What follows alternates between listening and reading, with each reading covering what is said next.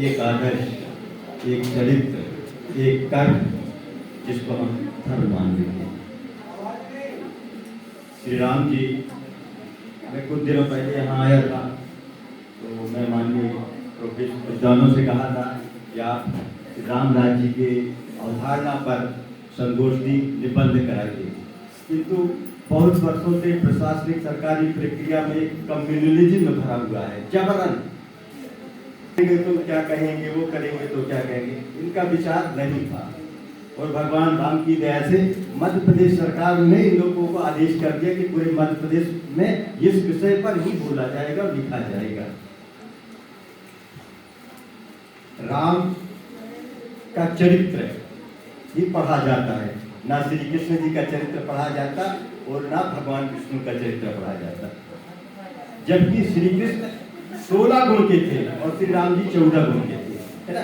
तो राम का जो चरित्र है वो एक परमार्जित रूप है, अपने दायित्वों के लिए एक परमार्जित रूप है, जहां पर हम अपने अधिकारों को समाप्त कर दूसरों के हित में जो करें वह रामचरित्र है।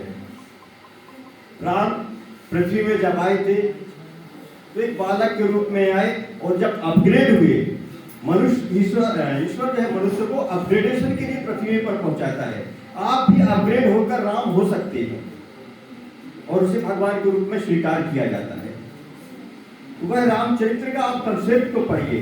राम को ईश्वर माने या ना माने वो अपना विषय है, किंतु राम का चरित्र इंडोनेशिया और मलेशिया का मुसलमान रोज देखता और सुनता है।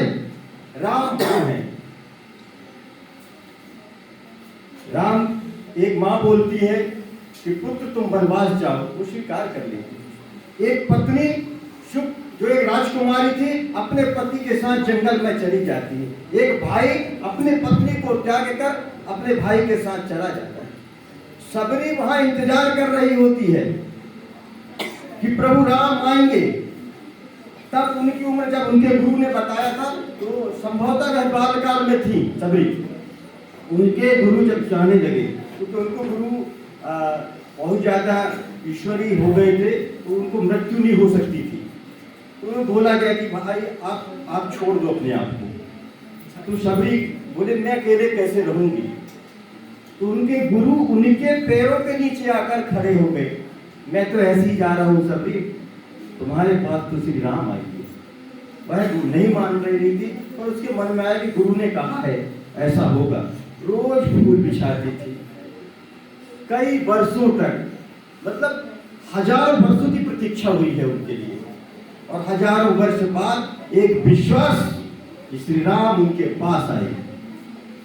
एक विश्वास को समझिए, भरत राम जी ने उनको राज्य दे दिया तो उन्होंने कुछ नहीं किया, खड़ाहू लेके नंदीग्राम चल गए।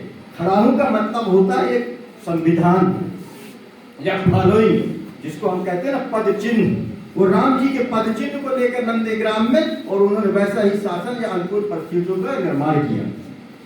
आज भी वैसी परिस्थिति अनुकूल का निर्माण है। और